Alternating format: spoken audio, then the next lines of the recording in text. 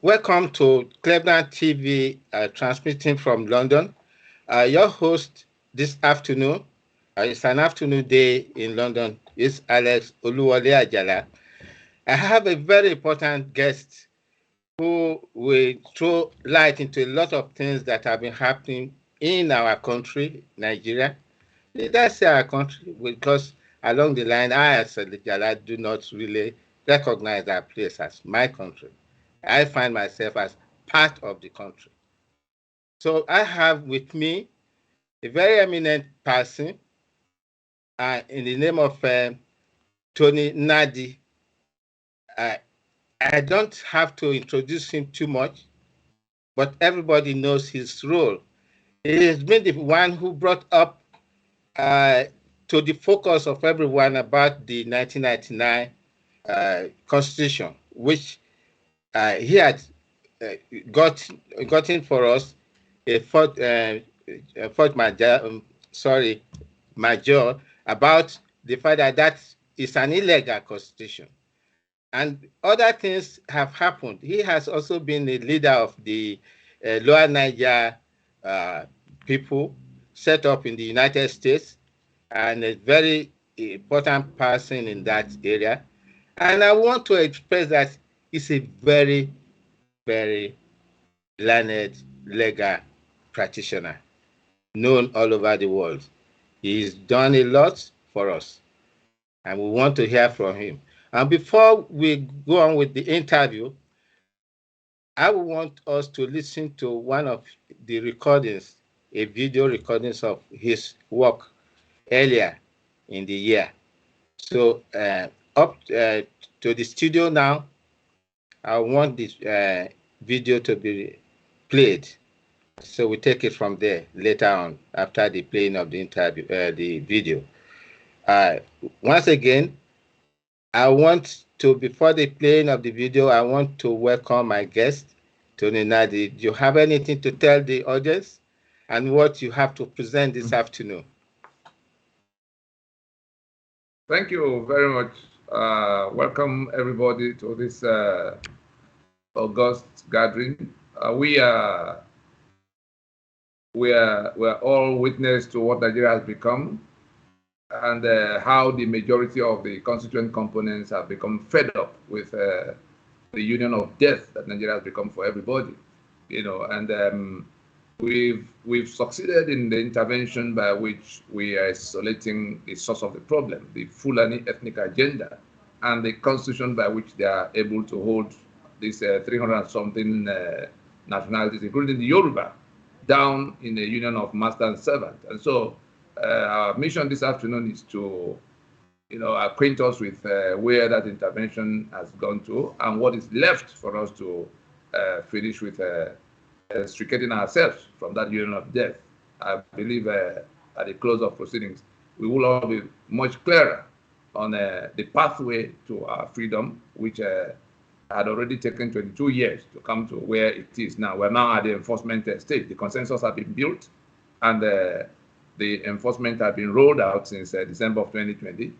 And now we are coming today to bring our people up to date on where that whole engagement has gone. But victory is in sight, and I believe we'll be much happier at the end than this moment. Thank you for joining us. Thank you. Thank you very much for that very brief introduction to the program today. And I believe I ascribe to your last statement, victory is in sight. And so over to the studio for the video. Thank you.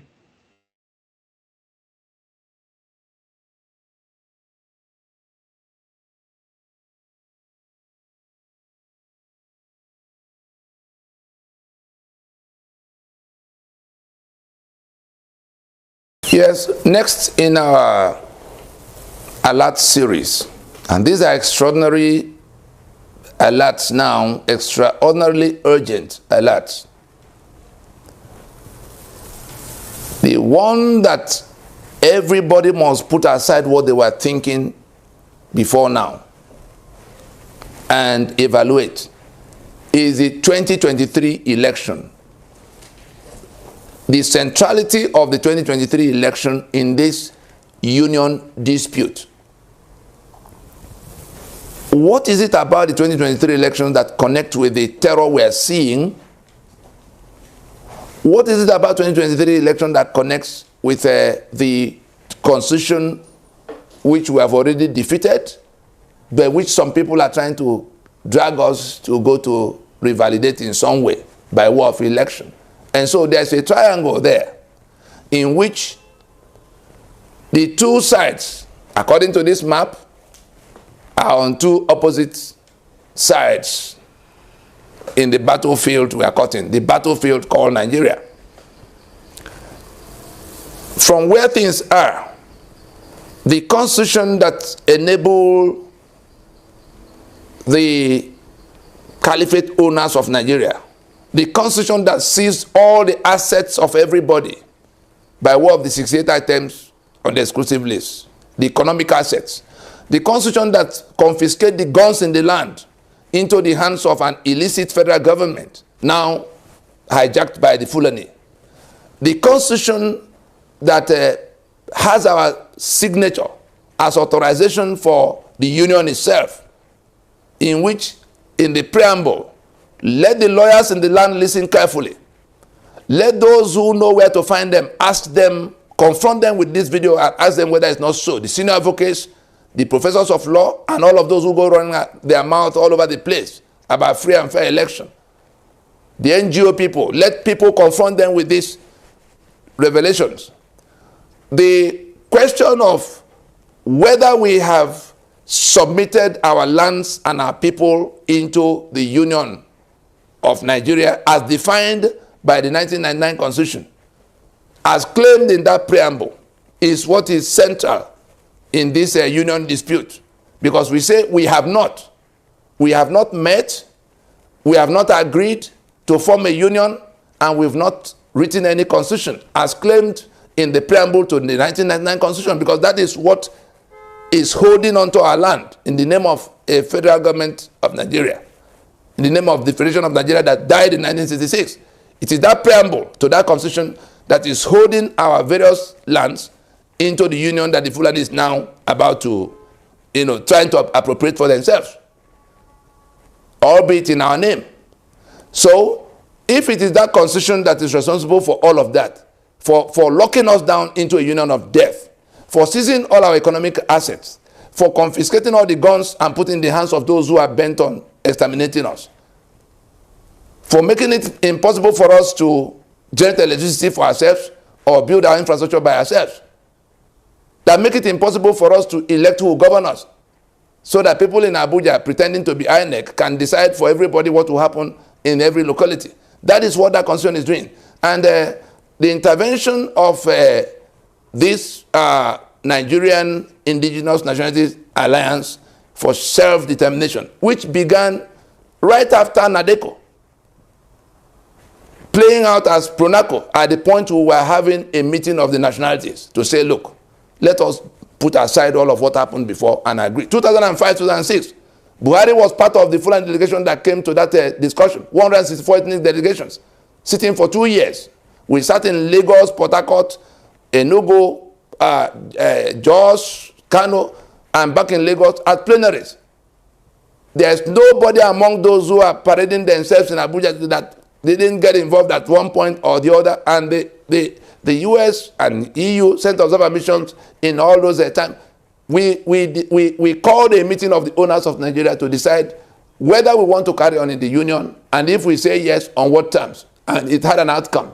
So when you hear about NINAS, it is the culmination of all those years, almost 22 years of continuous action involving large numbers of people, cutting across all the ethnic,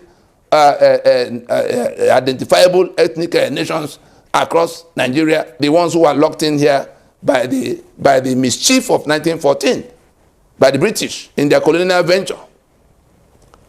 And it is in our collective quest to rescue ourselves from the worse than apartheid union Nigeria has become for all of us, the Fulani imposed constitution of Nigeria is why we are slaves in our land, is why we are being killed, is why we are being impoverished to become the global poverty capital for a country as endowed as we are. That constitution is the reason why our people are living in exile, economic exile all across the world. Go to the US, go to Asia, go to Europe. It is that constitution that makes life impossible here. And so our intervention was to work out the alternative to it. Since it is our signature that was implanted on it, again illicitly, by the people who imposed it by decree, Absalom Abaka and his co-travelers in 1999. And so, having done all of what we did from after Nadeko, by way of Pronaco, the MNN that went to court in 2007, to provide a framework within which Nigeria could ease out that constitution and get the owners of the land to decide where they want to go with their sovereignties. We went on from there to the joint multi-regional actions that began with the solemn assemblies to repudiate that constitution formally after we had gone to court in 2007 to say we did not make that constitution. And if you file such a case after having a countrywide meeting, by the way, at Pronaco, all the groups that were already carrying arms against the Nigerian state, Asari Dokuba and his Niger Delta Volunteer Force, the Guardian Adams and his OPC, the Masob of Wazirika of the time, and all kinds of other groups in between that were not too well known, all the groups that were carrying arms were persuaded by that process to come put their guns aside to discuss with the rest of Nigeria for what we do with our union that was failing. And so, what government could not do in calling a meeting that will discuss everything, starting with the first question of whether we want to carry on in the union, we didn't make. You know, we were able to do it. And the consensus we built from there became basis of now launching an attack on the foundation of that constitution by which we have been enslaved, the 1999 constitution. That attack was rolled out in the May of 2007 with plaintiffs that included Nohoro and Sisiono and Ojoko, later joined by Shoyinka and all kinds of others, Bishop Bonigi, Bankole Oki, the senior advocate, and the two persons that were being held for treason at the time, Asari Dokuba and Wazirike, by Obasanjo, who grabbed them at the time. So we launched a formal engagement against that constitution so that we can ease it out like South Africa eased out the apartheid constitution.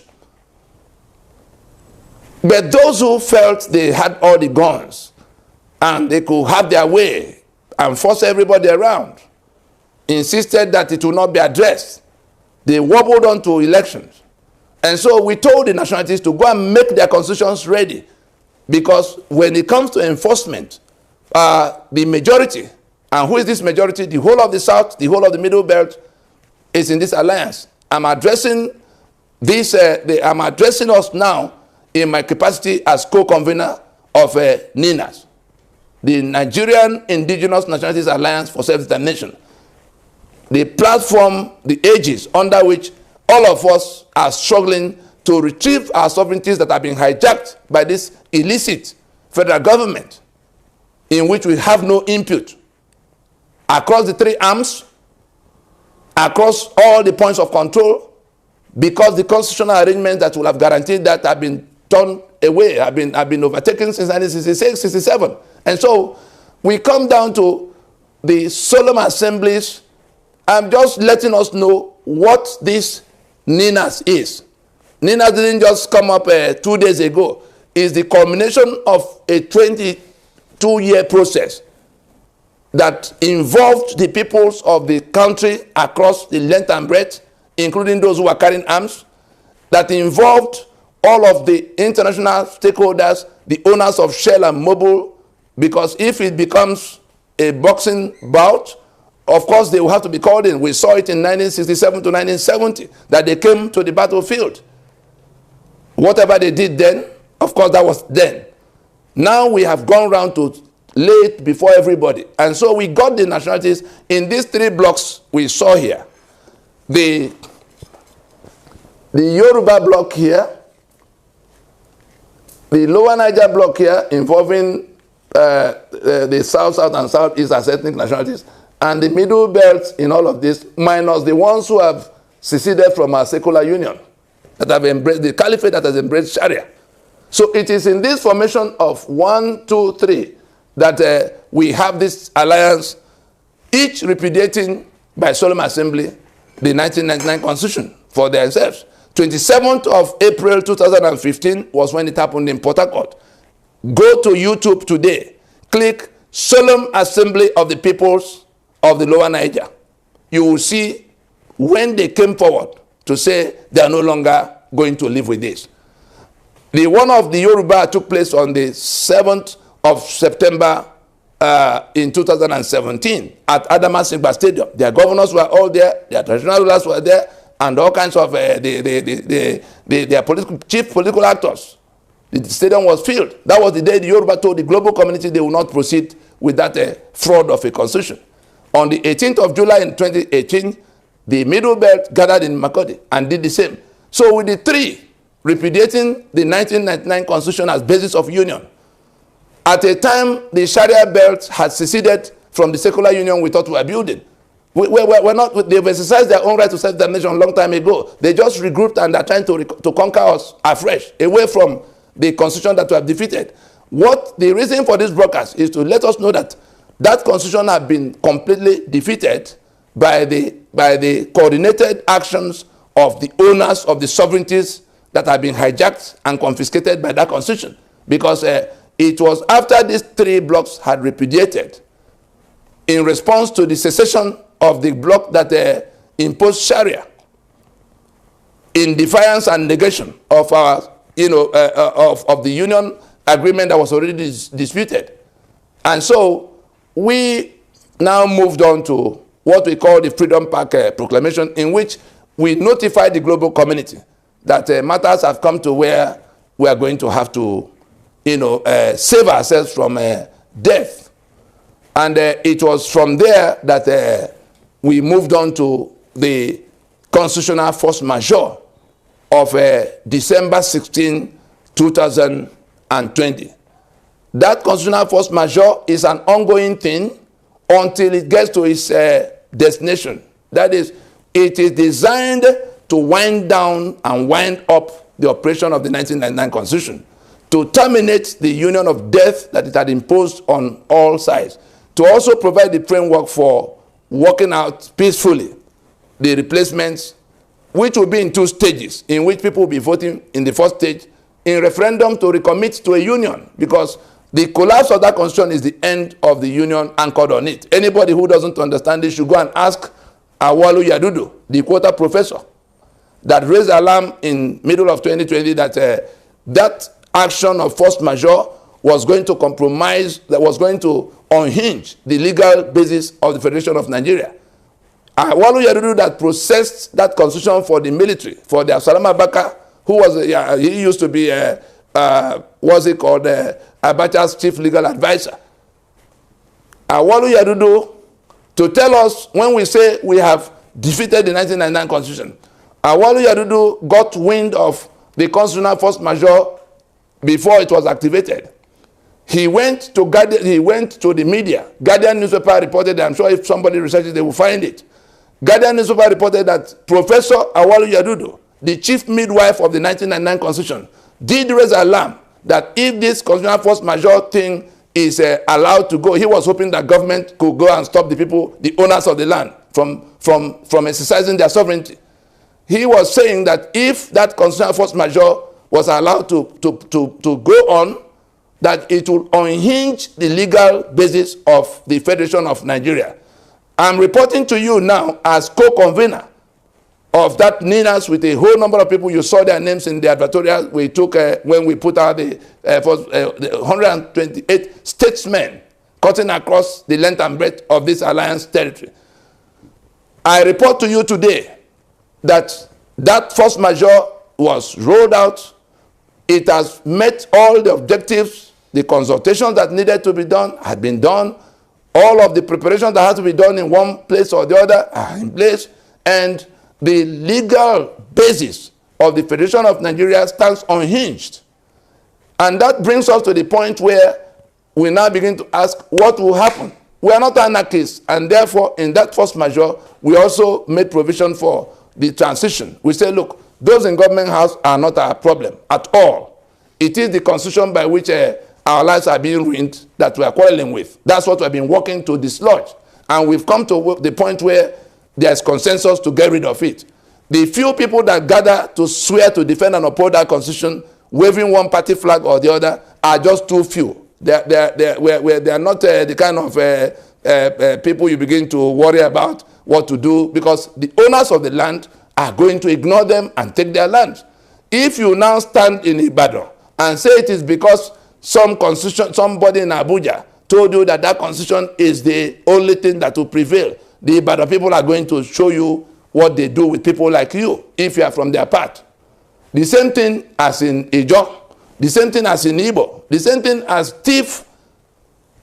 We are proud of Governor Samuel Otom in what he's been able to do in the place, in recognizing that that constitution is dead, and that the reason they could not carry arms before is defeated, and therefore signing into law, a bill that had been approved by his assembly for people who are surrounded by armed invaders to carry arms. So the Benue is able to issue firearms. All the governors of the South and Middle Belt, anybody who is not doing exactly the same thing, to pass a law, send a bill to your state assembly, get them to pass the bill, sign that bill into law, to issue firearms to those, especially the states that have passed anti-open grazing bill into law.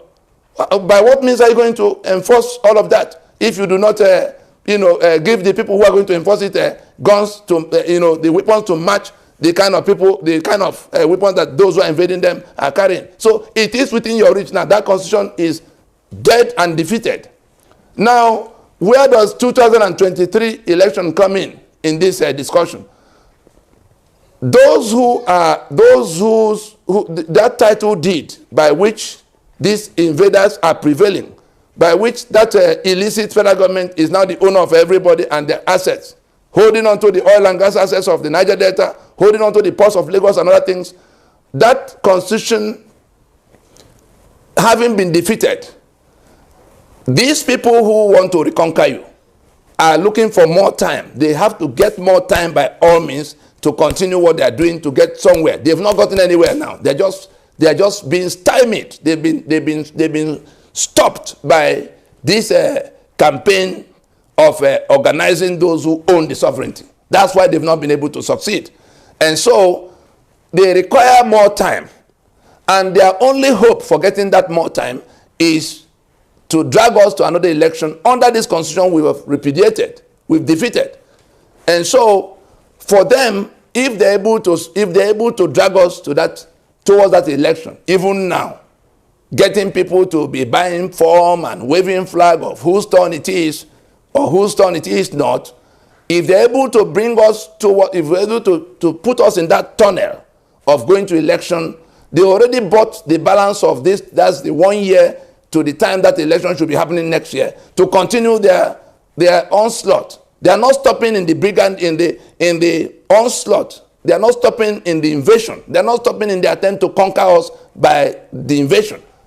They also have another plan B. In one of the recent broadcast alerts, we talked about plan A, plan B, and plan C, in which the election is plan C. The election is playing two roles: to keep the South and Middle Belt busy, talking about who will govern, whereas the invasion is continuing. We saw it in the train attack and what they say the land has to be handed over to them now. They've become impatient. They are feeling defrauded. And so it is only in dragging us to that, pushing us into that tunnel of election.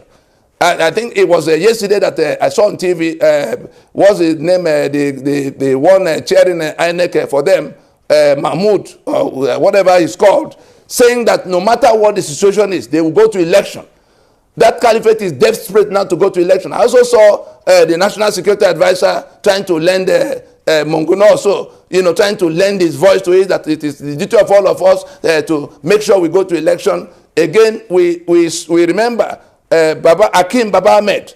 These are now the caliphate proprietors of what they are doing.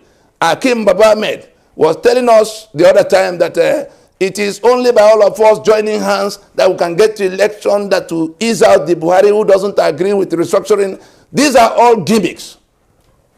The Caliphate wants to get more time to continue their conquest. The outcome of the election is already predetermined. They don't even know how to get there based on what is coming at them from all sides. They didn't anticipate anybody could defeat that constitution. They didn't anticipate anybody could organize the kind of alliance we have now. They didn't anticipate anybody could get to Washington and push them out from where they used to be in the inner workings of things. They are now strangers in that place. And so the other side of the coin is that the people who have done all these efforts to defeat that title deed, that constitution by which they are bound into Nigeria and made slaves there by this caliphate, they also have a chance to finally get rid of this enslavement. If the only task is stopping the journey to that election as a demonstration of their resolve, as a demonstration of their rejection of that constitution. The international community is waiting for us to do just that. There's no other thing left between us and our freedom. It is to demonstrate by rejecting the journey to election in 2023 that we have repudiated that constitution and we're interested, we're desirous of, we're now very anxious to recover our sovereignty. If we don't, these people to whom these lands have been promised for helping kill off other people to bring those who came to power in 2015, these people are waiting in your forests all the way to Boni, all the way to Badagry. From the point they entered in the upper part, they have mapped out all the Nigerian land. The Fulani from Mali, the Fulani from Senegal, they all know where they have been mapped. The people you call Fulani herdsmen are the advanced teams that came ahead of the others to kill off the owners and become the new owners. And that was why the documentation to make them citizen and to make them indigene after 5 years were all being smuggled through the National Assembly of Lawan and Bajami Avila, his handmaid. And so it is our task now to stop that journey so that that constitution will go down. If you want to research how it will all happen, set for what we call domino 2. You see the graphics that the rejection of the constitution is now supported by rejection of election. If that election is taken down, the constitution goes down and the union standing on it goes, and we go to transition. Everything we are doing now will end in transition. That's why we put the 5-point proposition in that constitutional force majeure. I would think the summary of it all is that if we join, especially the politicians from the South and Middle Belt, across party lines, we are not talking about PDP and APC now, if we join, if the South and the Middle Belt will join in the journey to election, pretending they are going to get a better day tomorrow, they are just lining themselves up for extermination. If the South and Middle Belt join at the invitation of NINAS to stop the journey to election, your freedom and your sovereignty is back in your hand. The Caliphate has no other opportunity, has no other mechanism for prevailing in this matter. They've been defeated comprehensively. Their title deed is defeated, and there's nothing they can do about it. Everything is now in your hand to do. Do you want to perish? Then go to election. Do you want to survive? Then stop the journey to the election. We'll have to end it there. Thank you.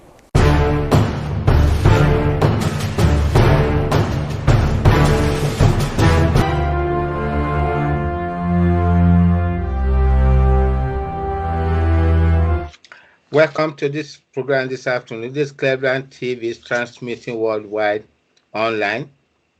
Your host is Alex Oluwole Ajala. And with me in the studio is an eminent lawyer, many years service, well known worldwide, has been into several institutions, of which I'm not going to bore you about. But one thing I want you to know, we are in good hands to listen to the one and only Nnadi. welcome to the studio. Can you, Thank you, sir. say a word or two to my listeners? Welcome again, listeners. It's a great pleasure to be in audience with you this afternoon from Nigeria.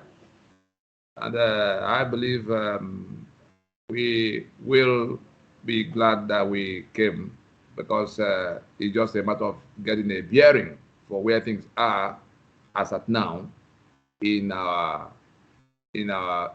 undertaking for extricating ourselves from the union of death that Nigeria has become against all of us. Welcome once more. To take you on one of an earlier position you held. Apart from, there are many, and I think as the events unfold, I said this is why I respect people who are ready to look deeper into positions over and over and then change them for a better level. And I appreciate that. You were once a proponent of restructuring. What do you see about restructuring, and how do you think it can play out in this current situation? No, it will be a miss. I want to see myself. It will be a misrepresentation to say that I was once a proponent of restructuring.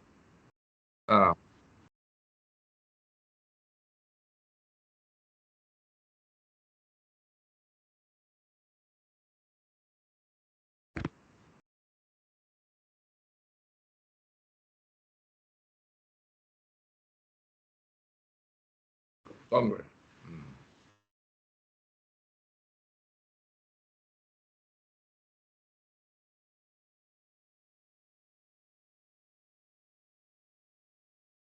We want to for ourselves, particularly autonomy with whether within or without Nigeria, where we have to control our resources for development purpose. Those are very beautiful things you have championed, and which I would support. So sorry for. Thank you.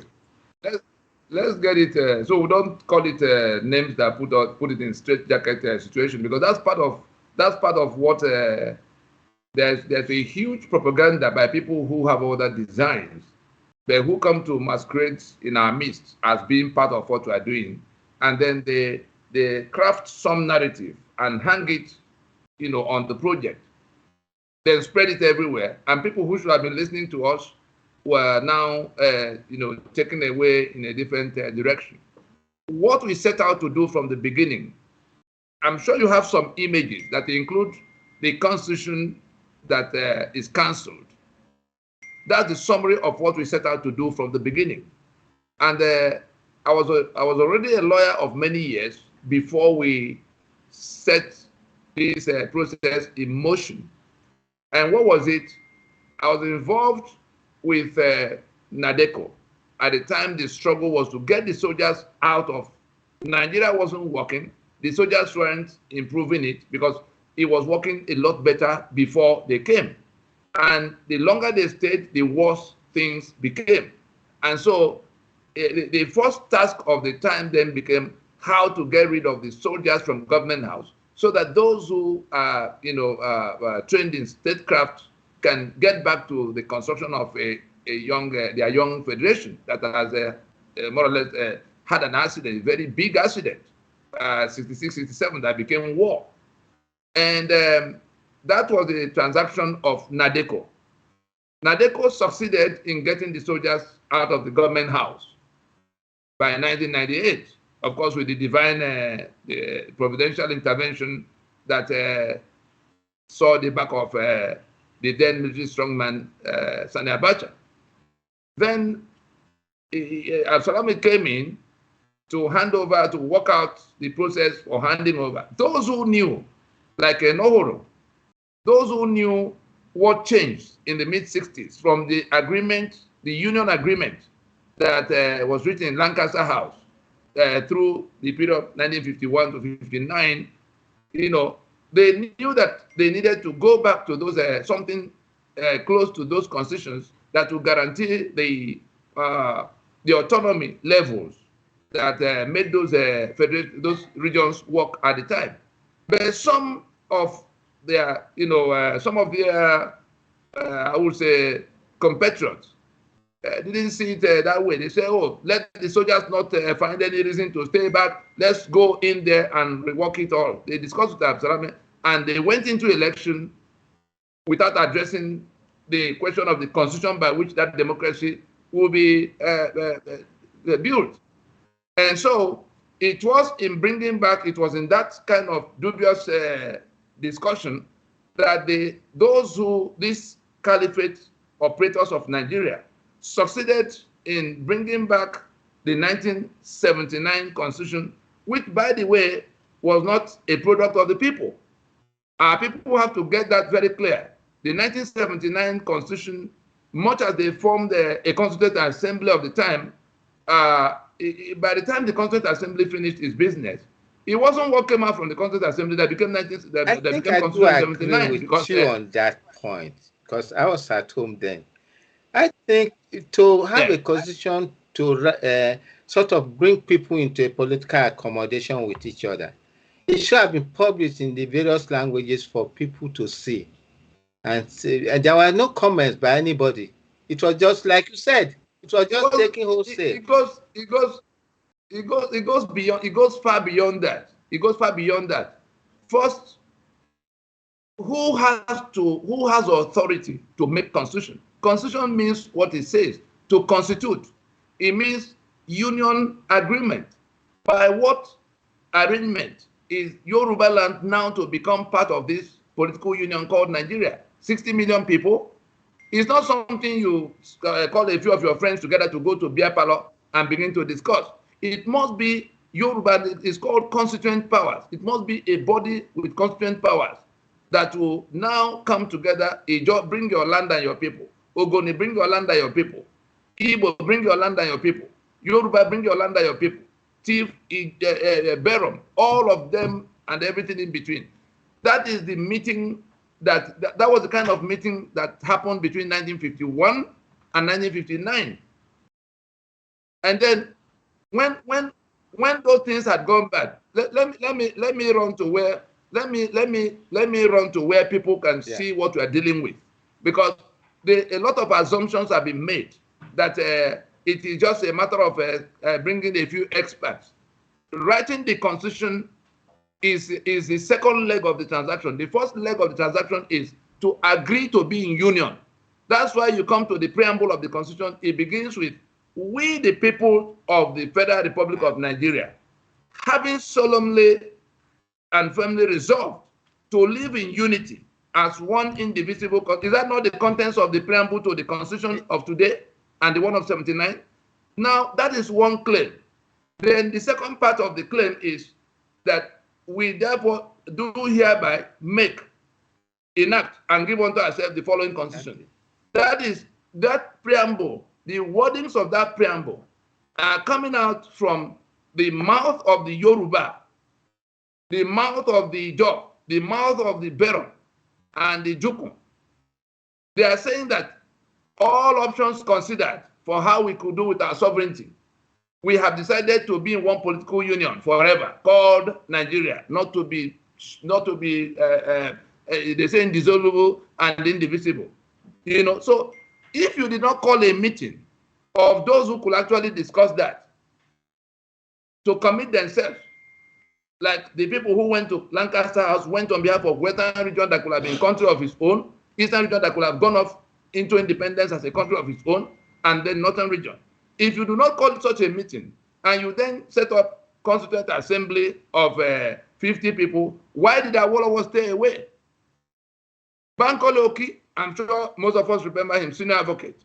Bankole Oki told me the story of how Awolowo had to stay away from that constituent assembly because Murtala Mohammed came in and commissioned the drafting of a constitution before the meeting of the owners of the sovereignties. In fact, it was the Gowon, the draft by which the Gowon wanted to work out his transition to civil rule. It was the draft Gowon commissioned, in which Hope Harriman, who was a member of that committee, 72-73, told me this story in course of this, in course of the research and the planning for this intervention. Hope Harriman told me that he was a member of that committee that Gowon set up to craft, work out what will become the constitution by which they will hand over power, and that the instruction he gave, the mandate of that committee was to. He said that the Gowon said there was no point going to call a fresh large meeting of where shall we go from here when everybody knew what was agreed and what had gone wrong. That their mandate was to take the two sides, that everything that needed to be discussed had been discussed in the Aburi meetings. That therefore, since there was an interpretation of federal side and the Eastern region side, that their committee should please take these two interpretations and marry them in such a manner that will be acceptable to the two sides after all the war. Points, which I want to clarity.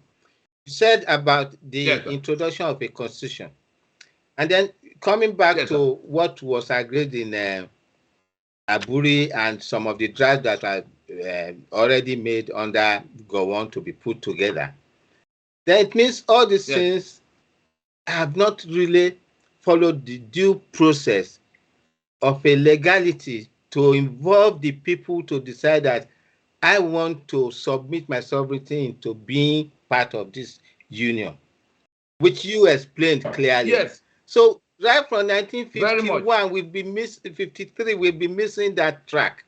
Even I want to remind the audience from what my great guest has said.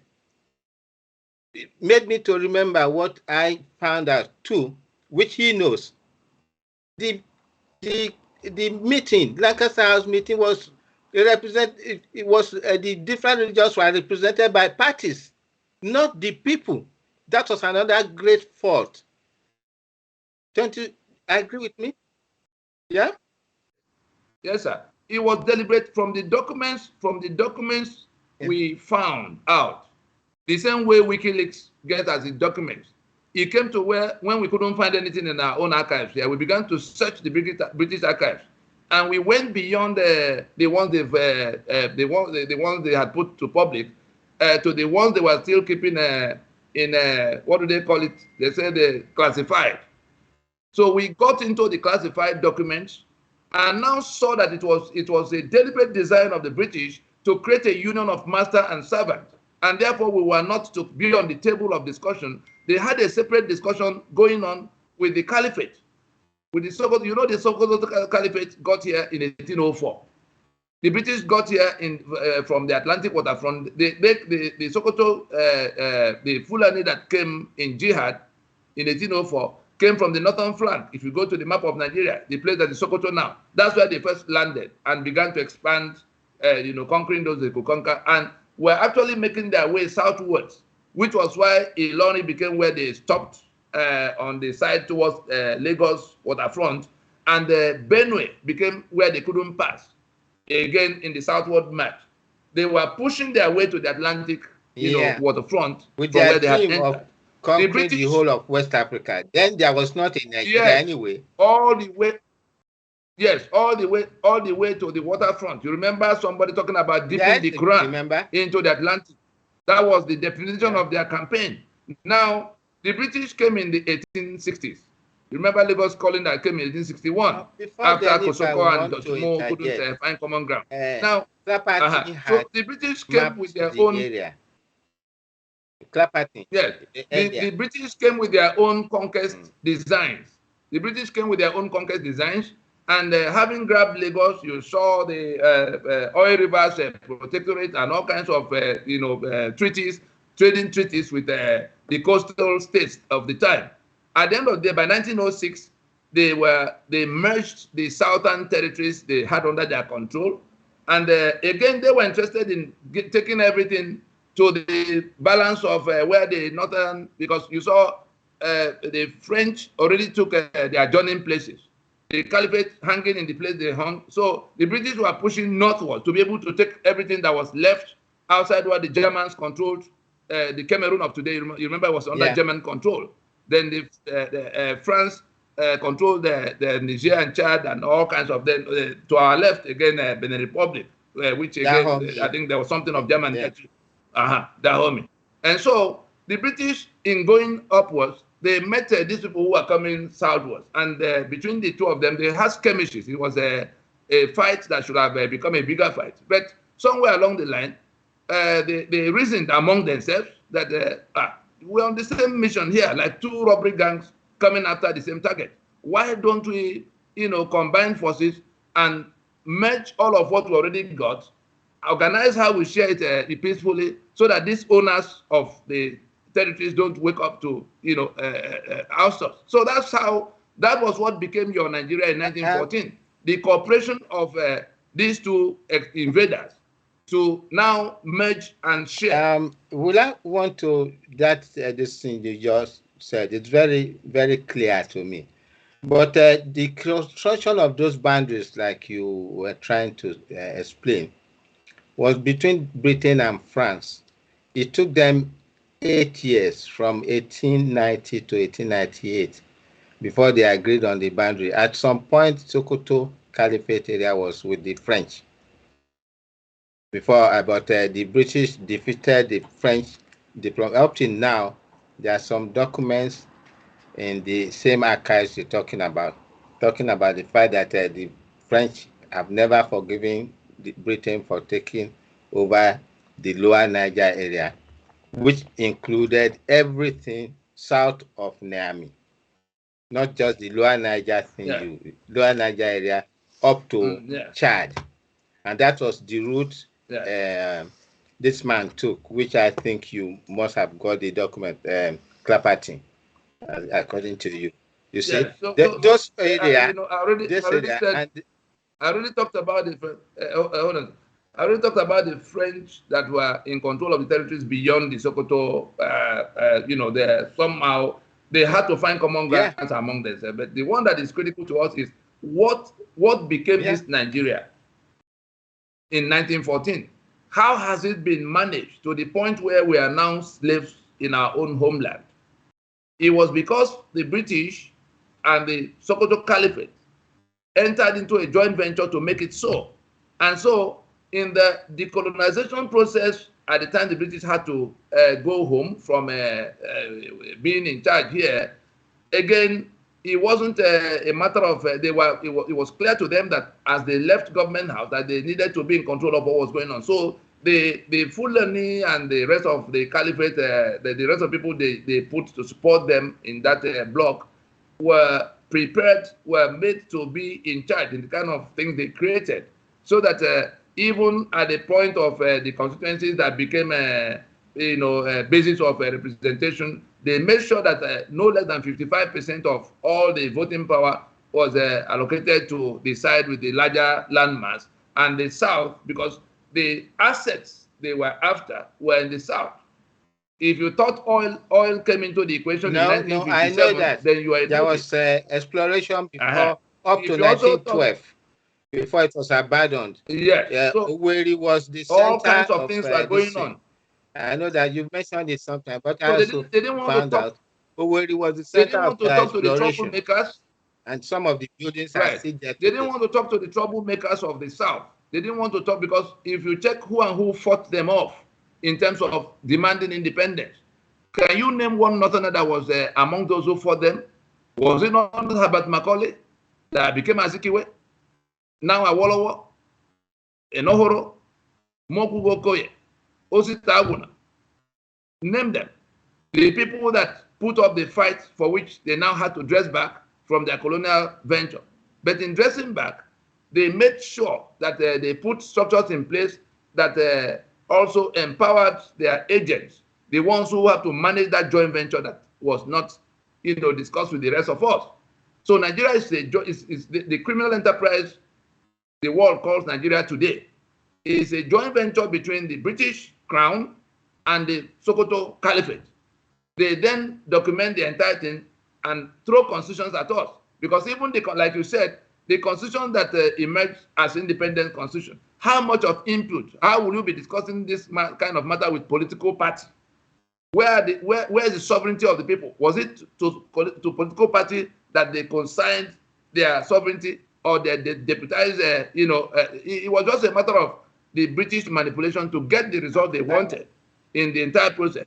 Yeah, that's very correct. But there's something else I found out too, because like you, I've done so much research into this things, and that is good that you explained a lot to me that I now understand. But I remember in the position of Balewa in the 1953 this thing, when Little Thing said that it is the president of the British that is keeping Nigeria together. Balewa concluded that they don't want a Nigeria.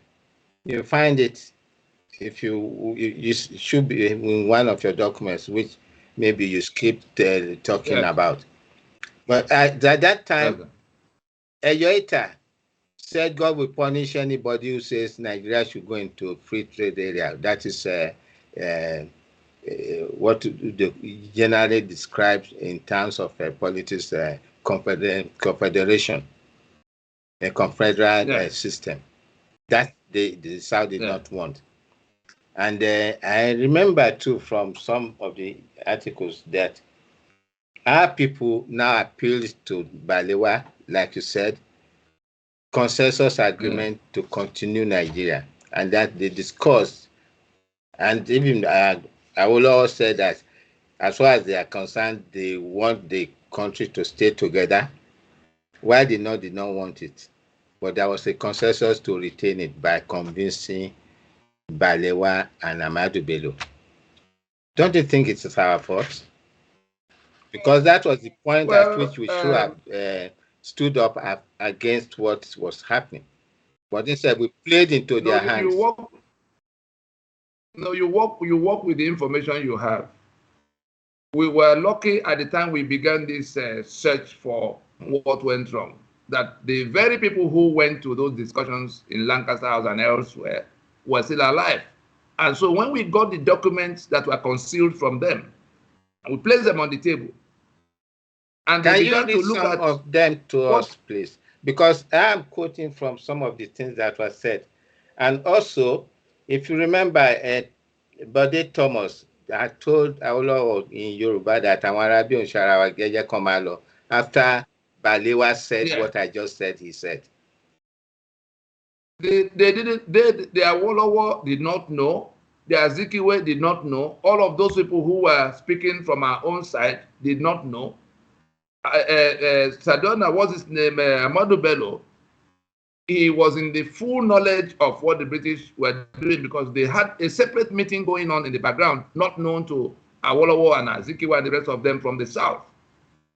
Because when I confronted Enohoro, for instance, with the documents we dug out from the archives about the processes that led to 1900 up to the time the Royal Niger Company was settled by the £865,000 payment, by which the Crown took over the trading areas already secured by treaties. From that point to when they began to work things towards merging everything they were controlling all over the place. In 1906, they got to where all the treaties of the South became one Southern protectorate, and the rest of whatever they had worked out with the Sokoto Caliphate became the Northern protectorate. Now the British presiding with the Caliphate as the junior partner in that joint venture. Then the question of amalgamation, it didn't happen overnight. They began to merge their systems, the legal system, the tax systems, and all of that, by creating dual at every point in time, making different arrangements. They use from the various British writers and even Trevor Clark, indirect rule actually started from the South. It actually, before they found it that it worked better in the North, not the South. Yeah, I think I think we will get more from this meeting if we work our way quickly down to the constitution that's on the table. Now, I only wanted to touch on... Having discussed that, I want to ask a question. What do you think about the current 1999 constitution? Does it, if there is rule of law in that country, does that mean that whatever election is held now is null and void? Do the people in power believe that that constitution should still be used to hold down the country after the force majeure? We who are in that trouble, we who are in the danger of extermination from the Fulani invaders, our first task is to understand the meaning of constitution. If we understand the meaning of constitution, 60% of all our troubles will be resolved, because we will then realize that it goes beyond the document that have been printed and circulated.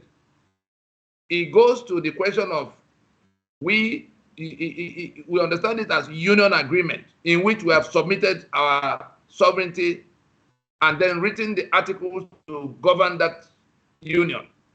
Two transactions. And that was what Bola was trying to explain when he was being confronted by those who didn't want the sovereign conference they were campaigning about. Say, what is it that this sovereign conference has to do that we cannot do as a government?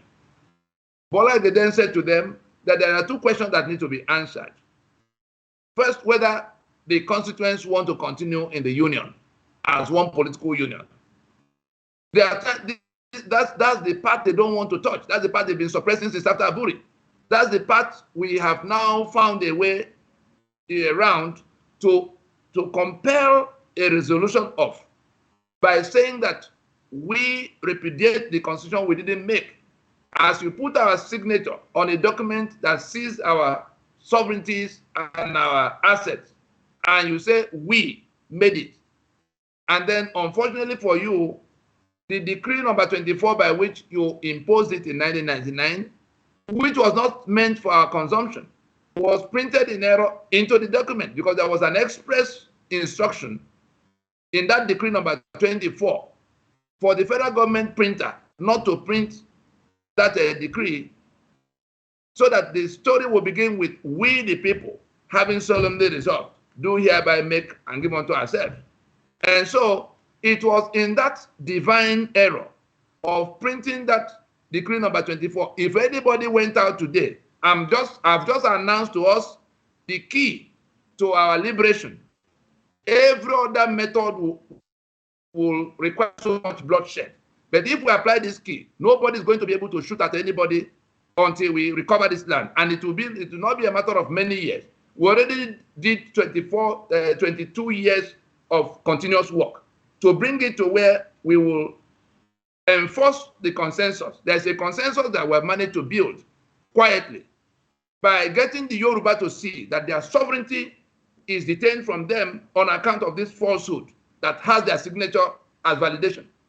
If they pull back that signature, and the eastern side pull back that signature, and the middle belt pull back that signature, in a venture involving 5-6 people, and then more than 3/4 of them, say no, we can't continue, and not out of sentiment.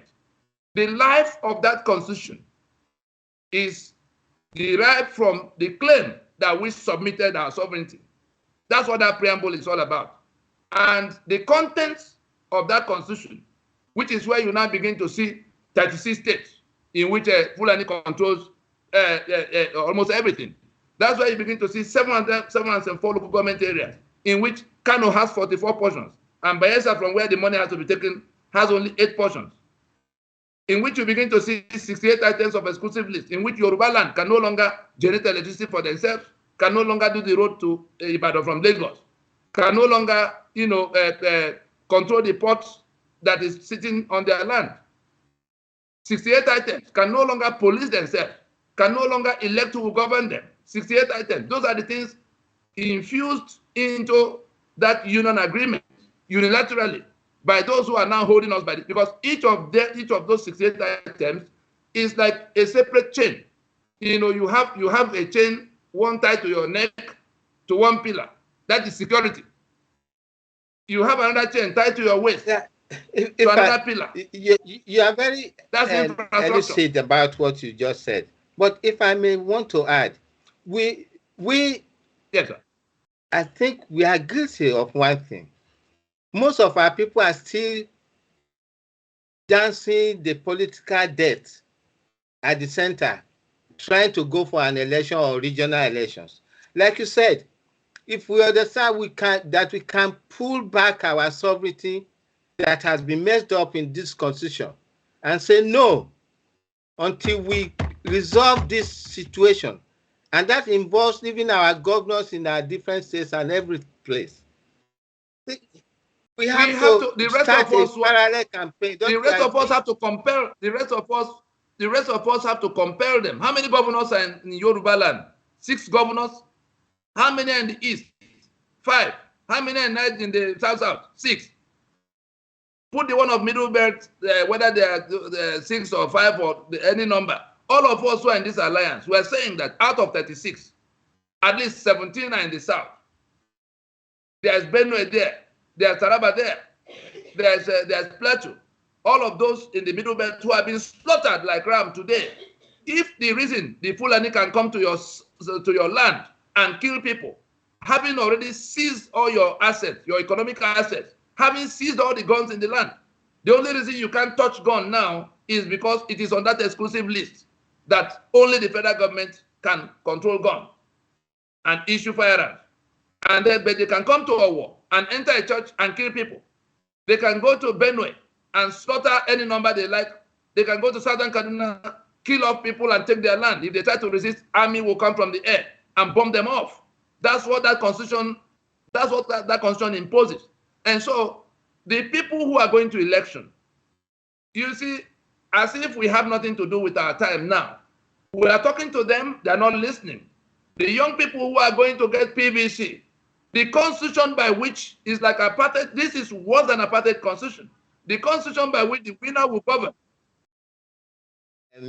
Desmond Tutu, during the so-called conference of reconciliation, she went back with an air of fear and despondence that Nigeria's apartheid is worse than the South African apartheid, what he saw on the ground.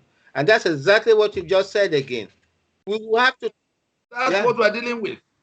But our people don't understand it in that manner. They think that Nigeria is sacrosanct. Somehow, I think there's also, and we must take this very seriously, I think there's an occultic manipulation, because all these killings going on, somebody may say, oh, don't be fetish.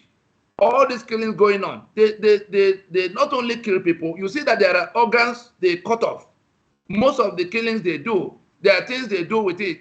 And for people who have taken the trouble to research further into all of that, there's an occultic manipulation that have put our people with all their education and all their exposure, that these people who are not fit to clean their shoes have been holding them down for 62 years, unchallenged.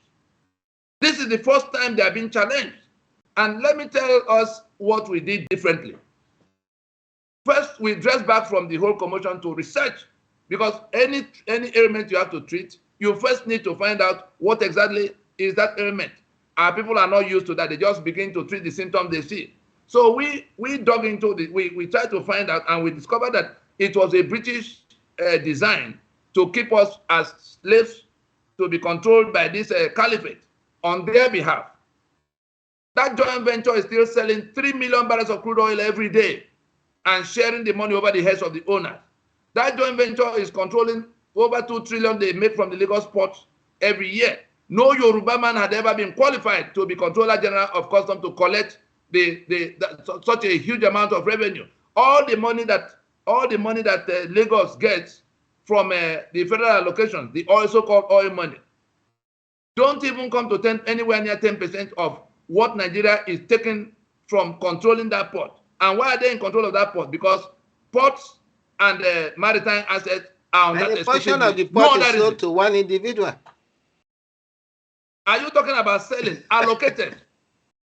They gave half of that port because they are seized it by the instrumentality of that constitution. They gave it to Dangote. Dangote doesn't deal with customs except at his convenience. They come to the office in and out for what they have recorded. How can you compete with such a person? And they come to Benue, they take the limestone there and allocate to him. He becomes Africa's richest man. The balance of the limestone is given to his cousin, the one that does Boer cement. This is now the key economic assets are seized by the instrumentality of that constitution. What can you do without the money to function? Awolowo didn't have such a constitution. Awolowo was in charge of a western region that owned its assets. That's correct. Obara was in charge of eastern region that owned its assets. That was why they were able to prioritize, and they were able to give education and all the infrastructure you saw them building, and the industry you saw them setting up. And now all of those things have been thrown away, and the people who are bent on building something was an apartheid. In apartheid South Africa, the Boers were at least developing Johannesburg as London was being built. They had something, they were building a society, only that it excluded the owners, the black owners of the place. But they were setting up systems. They had a judicial system, they had a legal system, they were industrializing. Were they not manufacturing arms?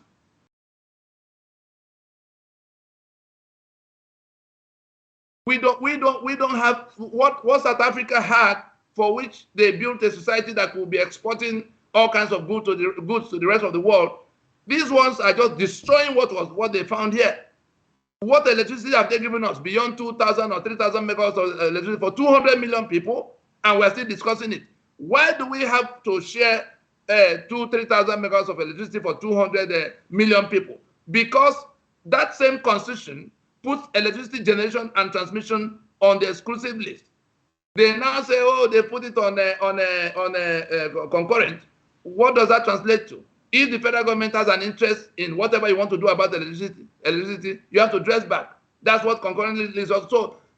Everything that controls development, the ownership of assets, and the power to work those assets. Imagine something like petroleum, simple petroleum, that is just a matter of extracting at various temperatures what you can take from crude oil. We have 3 million barrels being sold every day to the rest of the world. What we need to satisfy local consumption does not come to more than 10%. I'm talking about this now as one who came out from the oil industry. I left the oil industry in 1998. I was directly involved in how it was being done. And so we have 3 million barrels of crude oil because it is on the exclusive list. And nothing is going to change anything about petroleum products availability, except that constitution goes down. Nothing is going to change what you see in security today, except that constitution goes down. Nothing is going to change in the infrastructure, the rest of the infrastructure you see that is in decay, except that constitution goes down. Nothing is going to change in the electoral process in which people sit in Abuja and decide who is going to govern Oyo and Ekiti, until that constitution goes down. And so there are 68 such items. So if your assets are taken from you by people who just inserted your signature on a title document, and then the guns in the land are kept in their hands so that you don't resist, anything you say, you can be criminalized. They're in control of the 3 arms of government. They're in control of all the armed services. They're in control of all the key points of control of the things that make the economy work or not work. All the licensing, anything you need to do, they have to authorize you, all because of that constitution. And it is our signature that is sustaining that constitution.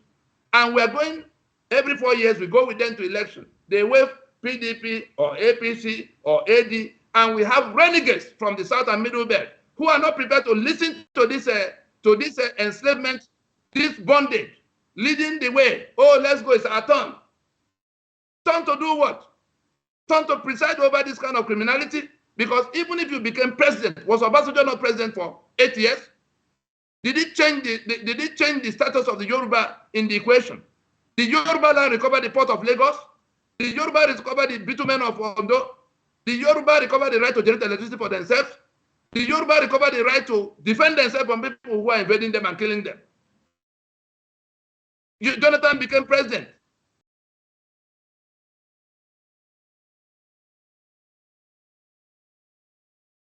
There was no rule of law there was no rule of law that was possible. You can't have rule of law with apartheid constitution. It already excluded the concept of rule of law. And that was my quarrel with the Bar Association in Nigeria. They were the first set of people we approached to say, look, if there was an epidemic, a health challenge, the whole country would be looking up to doctors and pharmacists to lead the way for searching for answers. We saw Ebola, we saw Corona. Now, this kind of epidemic in which the constitution of Nigeria had been toppled and replaced by brigandage, by an invading community. The Fulani are just coming into, you saw the governor of Bauchi that came on national TV to say that Fulani from all over the sub-region belong to Nigeria. They throw our borders open. They're pouring in. And as they come in, they document them. So they're all Nigerian citizens. If not for our intervention, if not for what NINAS did in the last amendment they were doing, they were also going to take it further to give them indigenship. So you are in the UK now. The Fulani that came to your community some 5 years ago and would have been qualified if that amendment was not blocked by us, would have been qualified to be registered as indigenous. Now, in the name of local government autonomy, Abuja will then take over, INEC will take over the conduct of elections in the local government areas. The INEC they control will be the one organizing elections across Yoruba land in the local government areas. Having first registered the Fulani as indigenous, they already gave them citizenship long time ago. But for them to become controllers of your local government, they needed to be at least indigenous to the area. And they were going to do all of that. Your traditional rulers, the stipend, the payment that the traditional rulers get every month come from 5% of what is allocated to local government areas. And so the Ruga they've been trying to set up, they already settled it that if that amendment was not blocked, they will be in charge of putting who is in charge of your local government. It could be Fulani for all you care and all the councillors. And then the traditional rulers who have to take 5%, who have to work with them. If you don't fall in line, they throw you out. Abuja is there deciding who will be the council chairman. You understand? So they are going to now take the choices of your land to set up their Ruga. That was what we were within 1 week of this possibility in that amendment that NINAS had to shut down the day after they voted. That's how close we came to losing our entire land, because the 7 and 74 local government areas will, in a matter of, INEC will just announce that all the governors who had not conducted the election in local government areas where we can't continue like this, rule of law, accountability, they will call it one name or the other, then they will conduct the elections. Then they will select who will micromanage you to the community level. There was where they were going. And it was all a part of this scheme to take over everybody's land. It is this constitution that empowered them to do all of what they are doing. It is we who are allowing them, by going to election with them, to renew the life of that constitution. The constitution is renewed every 4 years by way of elections. Only political parties contest elections. Why can't the rest of us insist that our signature cannot continue to validate our damnation, and then insist that we're not going to any further national elections under that constitution? That was what the constitutional force majeure rolled out on the 16th of December in 2020, set out to settle.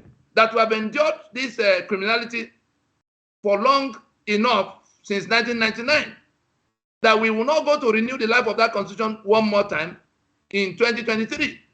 How many people are contesting this election that are now so overwhelming to us that the rest of us cannot stand up and tell them we can't go? Is it not cheaper for us to fight them? Yes, if I may pause you. There are certain things you said, particularly about electricity. I studied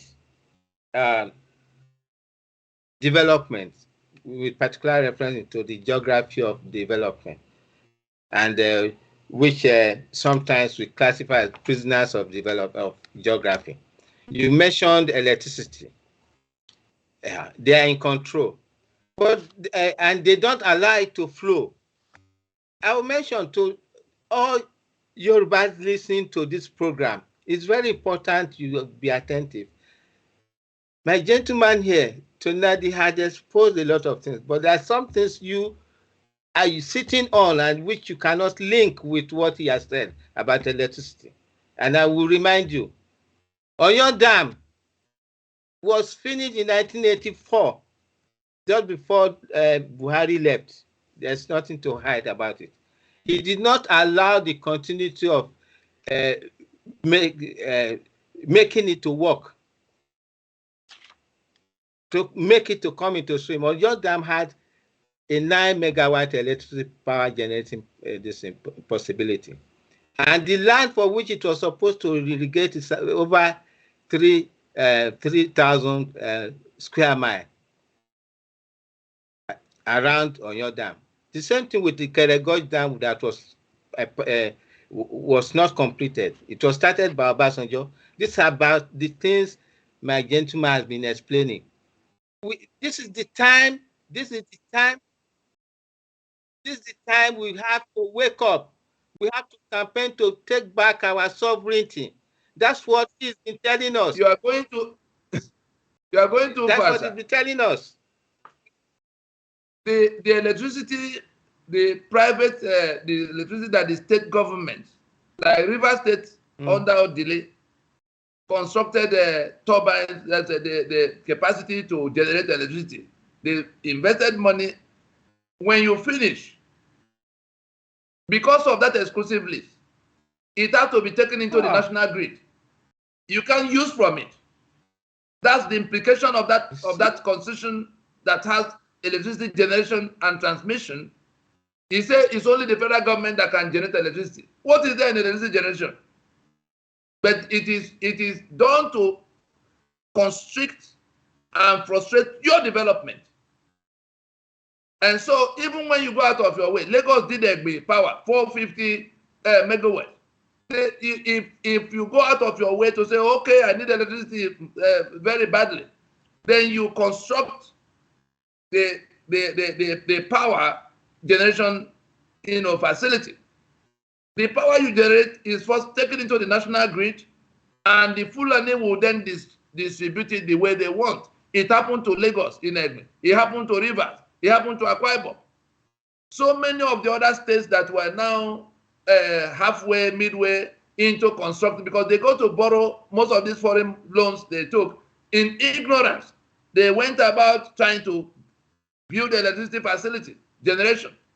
Then the government, the one they managed to complete, is taken forcefully into the national grid, over which you have no control, because it's the Fulani that will then distribute from Oshogbo, where they switch countrywide. They are in control of the place. Go and find out. And so when you don't own your economic assets, you can't do for yourself what you need for yourself, because somebody says you can't. That's what is in that exclusive list. We're talking about the constitution by which we are held down. The shackle, the prison compound we are locked in is that constitution. That is the wall, that is the gate. Then the structures inside that constitution, dictated by this joint venture of the Caliphate and the British, is the 36 states, like the buildings inside the prison compound, or your state, Ogun State, Imo State, Abia State. Those are your blocks inside the prison compound. Then the 7 and 4 local government areas are the local government areas, that is like the rooms inside those blocks. And so the Fulani that owns the estate, they are the ones who decide what you do, what you don't do. What you do with your assets, the assets first belongs to them. That's how the Niger Delta oil and gas became the property of federal government, because oil and gas are in that exclusive list. No amount of fight of resource control will solve that problem unless that constitution goes down. They give you only what they want to give you, because they've settled the question of ownership. You saw the senator, you saw the northern fellow, the charlatan that was talking about Jigawa oil that belongs to, Bayelsa oil that will forever belong to Jigawa people. But he also goofed in saying, as long as we're in Nigeria, as long as we're in Nigeria. Of us, if we go to a referendum today, over 75–80% of the indigenous nationalities are no longer willing to be in that Nigeria that is defined by this constitution. And no matter how many guns they monopolize into their hands by way of a constitution I didn't write, a constitution I didn't discuss with you, you put my signature on a document of damnation against me, and you manage to hold it together for 20 years, and you want to go to 24 years, because some P2B or some Tinubu or some whoever it is that is waving party flag with you agrees with you. I pray this matter doesn't burst out on the street. These young people that are buying, that are going to register for PVC, they are going to get to know what is going on, to open their eyes to see that it is their damnation that they are reinforcing.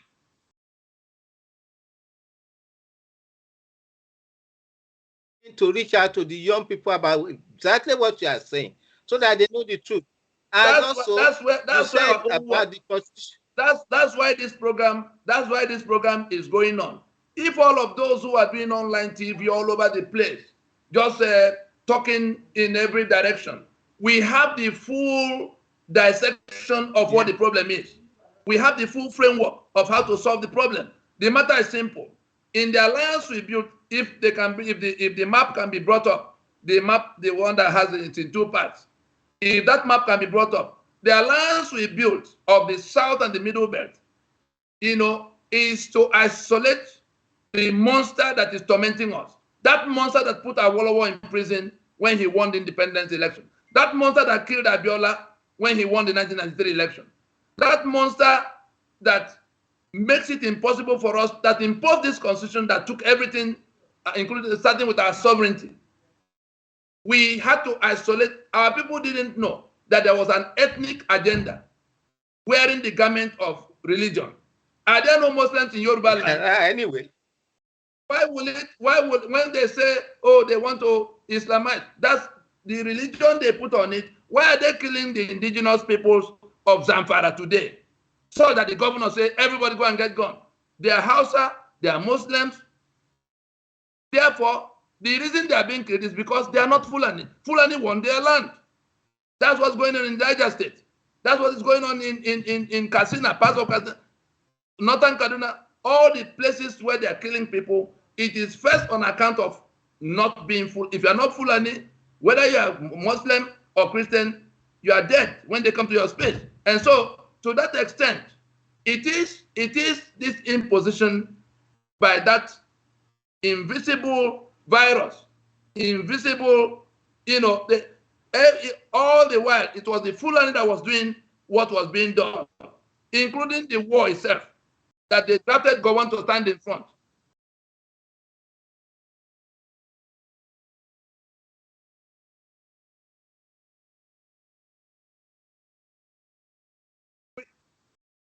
Wait, no. Let's not use the term illegal. It creates its own problem. It is an illegitimate. It's an illegitimate constitution, and our people need to understand why we say so and the implications. Our people need to understand that it is the union agreement. It is the instrument by which they are locked into this union. So those who are shouting Yoruba nation, those who want independence, those who want freedom from that Nigeria that is choking them to death, 75% of your task, if not more, is in taking down that constitution. If you don't take down that constitution, you are inside that cage. Igbo is in that cage. The last time they tried to break free alone in the name of Biafra, they were beaten down, 3.5 million of them killed. The last time Bogoni said, oh, we can't take it anymore, they beheaded their leader and beat them down. The last time they just said, we can't go anymore, Yaradua unleashed, a military operation against them, and many, even Obasanjo first destroyed OD. What was the quarrel? So at every point in time, two things were happening. The Fulani that is organizing this union of death against all of us in joint venture with the British, you never saw them. Every time Ishekiri suffers, they are told it's Urobo that caused it. Every time Yoruba suffers, they say it's Igbo that's conspired. Every time Jukun or TB is in trouble, they say it is Jukun. So they were playing us one against another, and we never saw them as the ones organizing the commotion that made it impossible for us to discuss our common problems. So what this alliance did was to identify and isolate that monster. Second, what was it that empowered these less than 5 million people? When Buhari came, they were less than 5 million in number. How are they able to hold this territory of 200 million people in absolute brigandage? It was that constitution they managed to impose. And look at the process by which the constitution got imposed. That Gowon set up what he set up. They finished their work, submitted a draft. It was when Gowon took that draft to the Supreme Military Council of the time that Murtala Mohammed, who had been responsible for the coup of July in 1966 on behalf of that caliphate, saw what was, they say, if this becomes the constitution, what was the purpose of the whole war? So it became the immediate reason to remove Gowon from power. It was that draft that would have taken us back to what we agreed, because that was what they did in marrying the two. It's just a matter of control of weapons. The only thing they went to do in Aburi was to put the weapons behind the regions. Everything, the regions already had their autonomy. Awolowo that came back from prison realized that the command structure of the police and the military had been northernized completely. And so he began to send messages to the east, say, we have a problem. If we don't slow down and find ways and means of putting guns into our own hands, these people can overrun all of us. The same thing that is going on in the east today. Some of our own people didn't listen. Some of the people who went on those errands are still alive. I look up. And so it took all the way, was it not in May of 1967 that they eventually declared the Republic of Biafra? From the July of 1966 that the killings began. It was in all that period, the pushing and pulling of, say, let us find another way so we can have at least the minimal weapons we need to defend ourselves. Some say, oh no, we can't wait. They were killing the Igbos quite all right, in large numbers. So everybody, but even at that, were they satisfied that they had killed enough? They were still planning to come to liquidate all of them. Then they say, okay, let's go and fight. So if we don't put these things in context, nobody will understand why. If anybody will see, if anybody will remember the first speech Awolowo delivered in Mako Hall when he came back from the prison, when he entered Yoruba land after his years in the prison. Nobody could make a better case for self-determination for Eastern Nigeria than what was said in that speech. Say, look, we agreed to be a union of a federation. We agreed to be a union of autonomous regions. All of what we agreed to be had been overtaken by what I'm seeing now. And anybody who is going to resort to force, you remember that in Aburi, which was January of 67, yeah, the counter coup happened in July, 29 July 66. By December, all kinds of meetings had happened in between the months, but by end of December, no progress had been made. General Ankara then intervened to say, okay, because there was nowhere anybody could meet in Nigeria anymore. The people from the east will not go to the west will not go to the north. So Nigeria had broken down to all practical purposes. Ankara then said, okay, all of you come and discuss here. And then they discussed and agreed on what to do to go back to what was agreed and to also redistribute the control of weapons, which the government of the North had now put 100% in their own hands. It was that redistribution of weapons that became what they rejected when they came back. Say, if guns enter, everybody will go away, because Awolowo was more eager to retrieve Yoruba land from the mess Nigeria had become for everybody. So they didn't want that. They found a way to keep throwing things here, there. They went into the eastern side, the eastern minorities. Again, the thing they refused to do, to tell you the wickedness of this enterprise called Nigeria. You remember Willis Commission? Yeah. That the minorities had come for various reasons.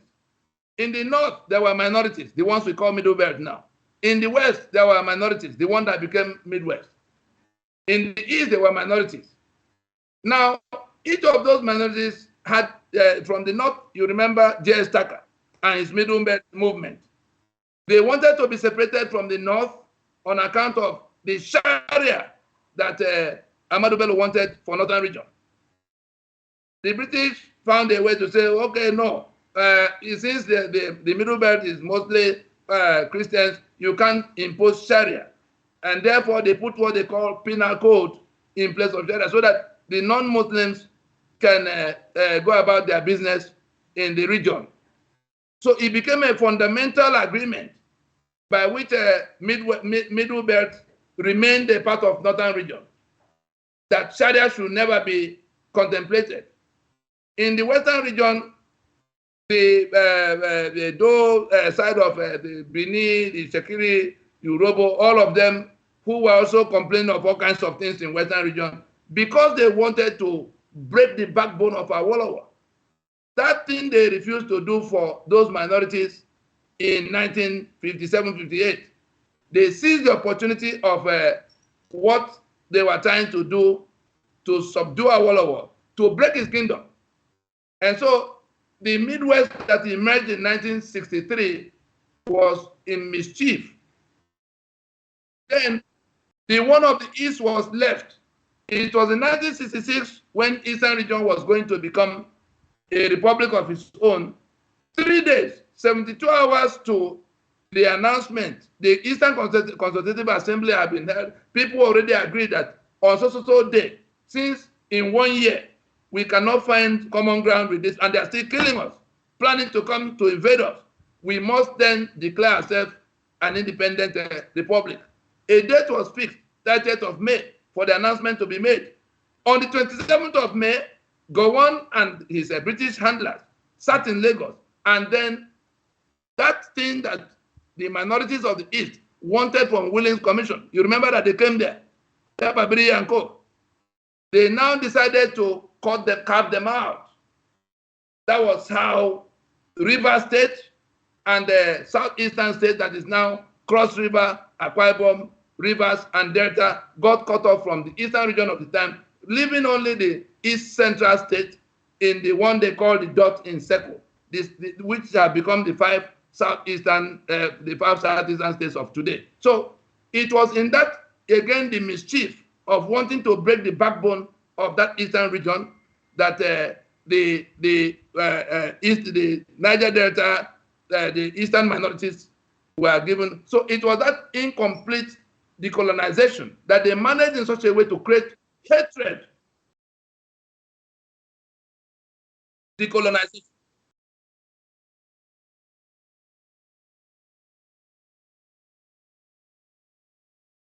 This was supposed to be created. It was published then that there should have been three other regions, making 6. The United Middle Belt region, the Midwest, and then the core Calabar Ogoja region. Right? But instead of going through that place, the Federal House of Assembly, as it was called then, decided to push out some information in the papers that Awolowo was a tribalist. He does not want Midwest to be created. But they were not talking of the core or the northern one.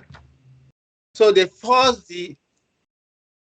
had become a serious problem they couldn't resolve. You remember that it was in May of... Second day of independence, I found some documents that the agreement was to destroy Awolowo and Western region. Yes, that was... You remember it was in further pursuit against Awolowo that they suspended. They say he didn't win the election. He went to court. They say, oh, yeah, court agreed with the other side. And then they said he was plotting for how to overthrow them. Yeah. They grabbed him, tried him, and put him in prison. The resistance from that became resistance, suspended the constitution of Western region. In your position, can you please, if you can, but I will also try, to find the details of that 1959 election? It's very contentious. I have some papers I wrote on it. But if you can, because I know the details of the Harold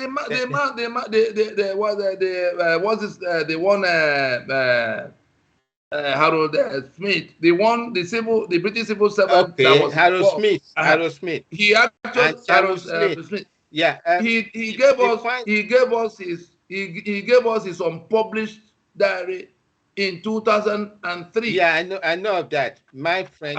So my friend at least the ones he didn't record, you knew where to look for the balance of the details. Yeah, and but the ones he witnessed by himself is enough for the purpose, that we only need proof that there were manipulations.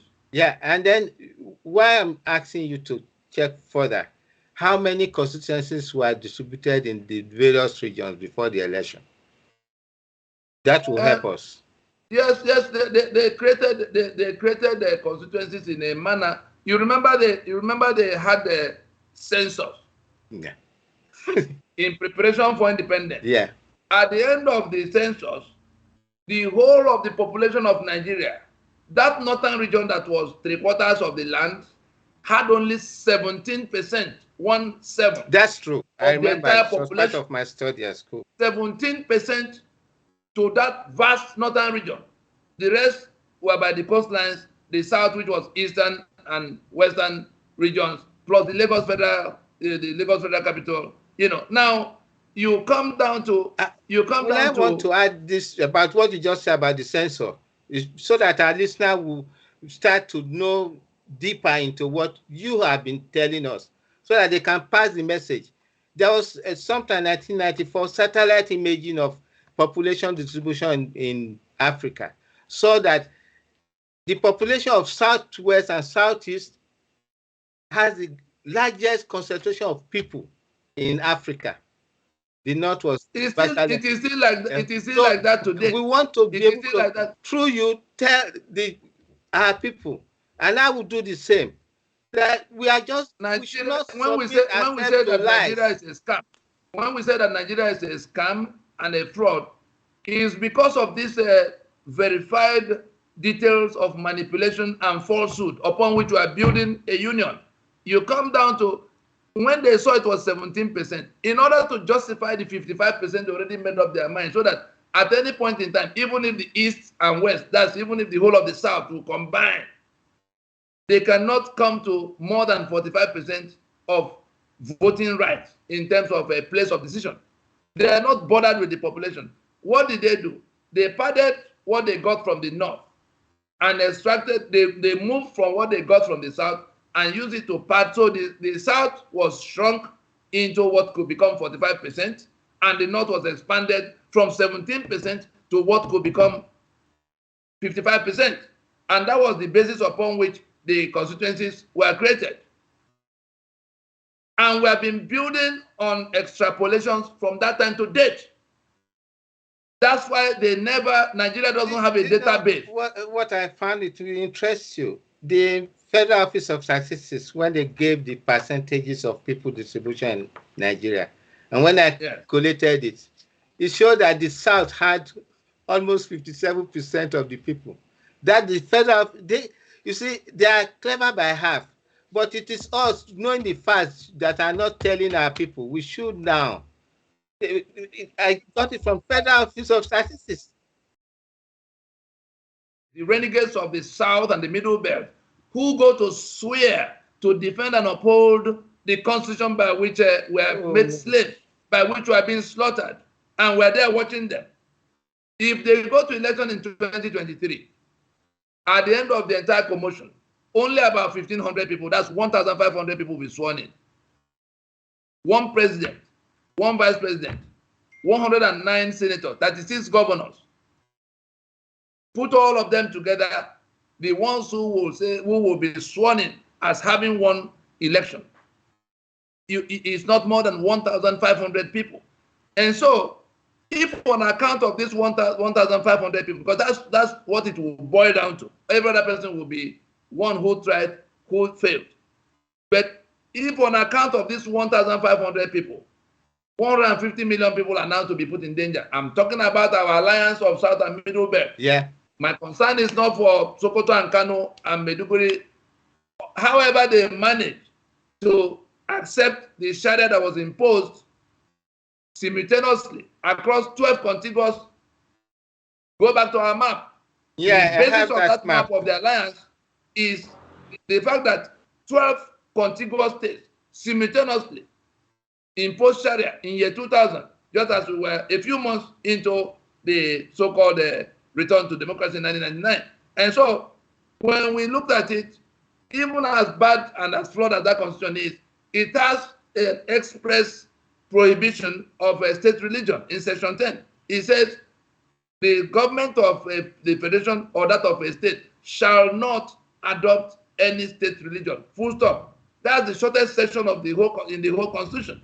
Now, these 12 states, knowing about this provision, going to the House of Assembly to introduce Sharia and then passing it and their governors signing into law and setting up Hizbah to enforce it, we took it as their democratic exercise of their right to self-determination.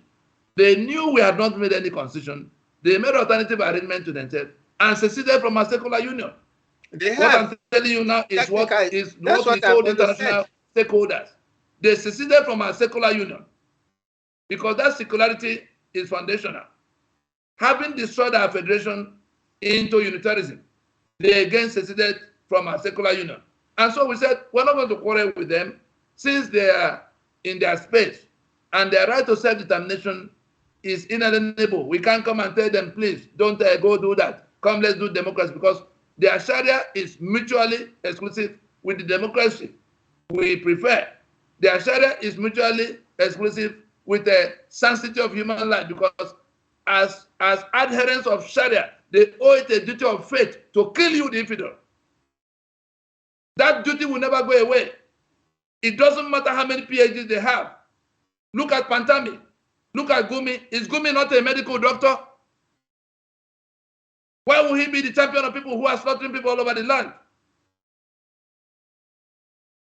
And so that adoption of Sharia across those 12 states, simultaneous, contiguous, became basis. It was really at that point that they ended our union for good. Every day we endured that union from year 2000, February 2000, to now was our own doing. Yeah. Because those who ought to be listening are not listening. They are blowing siren. Yeah, every month they go and share. Because I remember those maps, I had that same map, but it exclusively did in the two parts. The Nigeria divided nation and the Sharia states was marked. And I wrote a note below it that we already have two countries in Nigeria. And it's like they have an Arewa Islamic Republic currently in Nigeria, waiting for the time they will finally go when we are wise in the south. That was my conclusion. Now there's an important leg of that entire undertaking, the Middle Belt. You saw that they had their own fathers of the time who struggled. In fact, they were the first to be slaughtered in such numbers on account of trying to resist. Samuel Otom was on Arise TV this morning, the governor of Benue. You know it was the thief that killed Uthman Danfodio as they were rampaging southwards. The Fulani have never forgiven that. That's why they are putting the thief people under siege. And when you take that map, the one that is broken into 4, is where, as an alliance that had to take down the 1999 constitution, the first map isolates the Sharia belt into their own, whatever. They've gone with their sovereignty. The rest of us are in that alliance of South and Middle Belt, further delineated in 3 blocks, so that the international stakeholders, the international community that had to manage aspects of this, because they have stakes here, whether we like it or not. They are not going to create 350 countries because Nigeria was not holding. Therefore, we have to do the task of, Yoruba side has no problem at all because they are this one language, whatever be the quarrel between Egba and Egbado or Ekiti and Ijesha. It's easy to resolve. Therefore, We removed the Sharia belt to tell you how we came to that map that is broken into 4. We removed the Sharia belt as having left our union. The constitution that brought all of us together, that's including them, is a forgery and a fraud we have rejected. And so, once that constitution is out of the way, we have no union. That's the implication of that preamble. If it is a lie that we never submitted our sovereignty, if we prove that lie in whichever way, it doesn't have to be court. We went to court in 2007 to make a statement of the situation to the whole world, not because we are waiting for any judge, because it's a fraud on its face. We do not require any court pronouncement to deal with that matter. At all. Nigeria is hanging onto like a check you did not sign, and somebody takes it to the bank to cash for money. That is the status of this instrument. On account of the contents, not what we allege, it says that we, the people, have solemnly resolved. Then it comes into the decree number 24 that imposed it to also say that they formed a committee headed by some fellow, Nikki Toby, that went around in some beer parlor places and discussing with passers-by, and most of those people say they want a return to 1979. Is that not their claim? It's in black and white. And therefore, that the report of the committee came back to Supreme Military Council or Armed Forces Ruling Council. Armed Forces Ruling Council have accepted that report, subject to such amendments as they deem necessary. And therefore, that report is attached to this decree as a schedule to be called the 1999 Constitution. That is their own admission of how they came about the document we refer to as 1999 Constitution. But there was an instruction in subsection 3. It's a 2-section decree. I want the lawyers from the South and the Middle Belt, whether they are senior advocates or professors of law, to listen carefully that the decree number 24 of 1999, by which the Constitution was imposed by Salam Abaka, had an instruction in subsection 3 of the section 1. That instruction is that the federal government printer had to omit that decree when it is printing the Constitution. That is, let there be no reference to decree number 24, so that the Constitution can start with the falsehood that we, the people, have solemnly resolved to live together and therefore have made this Constitution.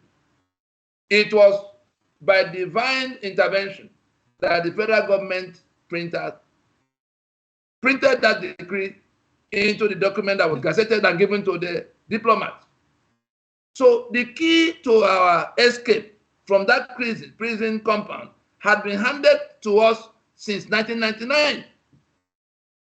And we began to challenge the document right from that point to say, we never met, we never agreed on anything. You can't put our signature on this and it remains the basis of the union, in which you have seized all our assets and all our right to work anything for ourselves. Now, there's something, I would like to call it a digression on something that happened some, was it 2 years ago, when the governor of Kaduna State was to address the Nigerian Bar Association, which caused a furore, yeah. And when the northern arm of the Nigerian Bar Association broke away. Yeah. Now, I want to ask you, by implication, by the breaking away of the Nigerian Bar Association, does the southern branch has the right to continue to bear Nigerian Bar Association when the other arm? Let us. Is it not a technical way of breaking up the country? Let us, the lawyers in the land, because I hold them responsible for this carnage going on. All the lawyers across Nigeria, any lawyer in Nigeria who is not already a champion of ending this fraud of 1999 is complicit in what is happening to the rest of everybody, with because you. they are the ones who should know that you cannot build a union on such a falsehood, such a patent falsehood, that I submitted my land, that you submitted your land, that they just submitted their land and all their assets into a union. And then we are carrying it about, and lawyers are actually quoting it to say constitution does not say. Which constitution? Then you turn down to the National Assembly that say, okay, we are meant for you, come all of you who are heavy laden.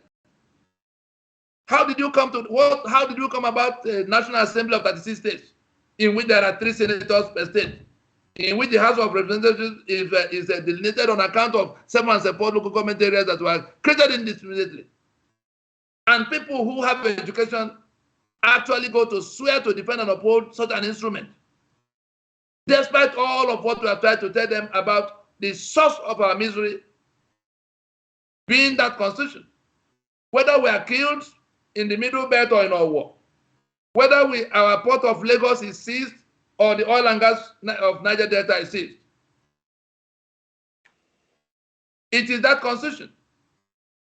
The corruption we talk about, let me shock you, sir.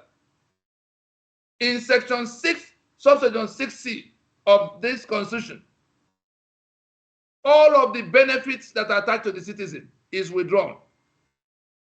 There's a whole chapter 2. There's a whole chapter of this constitution, chapter 2, that spells out every good thing you can imagine for the citizen. It is in that chapter 2 that you see the primary responsibility of government being the welfare and security of citizens. It is in that chapter 2 that equal treatment for all is guaranteed. It's in that chapter 2 that government promises all kinds of healthcare, education, housing, and general environment to thrive. But section 6, subsection 6C of this constitution more or less voids the whole of chapter 2 in making it discretionary to those in government house to do or not to do, because it removes the jurisdiction of the court concerning any promise made in chapter 2. What? In black and white, section 6, subsection 6C. Do you know the implication of that? All of your rights as citizen, all of those things that government said they will do for you is discretionary to them, and you have no legal claim, no claim against them if they don't do. Meaning that they do not owe you any obligation for school or housing or healthcare or security or welfare. Everything that you expect as citizen is withdrawn in black and white. Then it comes to sections 121, 122 for governors, section 81, 82 for the president, and give the spare key to the treasury to the heads of the executive branch. The president of Nigeria is in a position to take all the money that comes into the treasury and spend it anyhow he likes without reference to National Assembly. Everything you see about appropriation and how they spend, see how it works. Section 81 says the president must go to National Assembly to obtain permission to spend any money from the consolidated revenue account. That's all the monies of federal government that of the government has to go into that account. That's section 81. Section 82 then says that while the legislature is debating the appropriation, that the president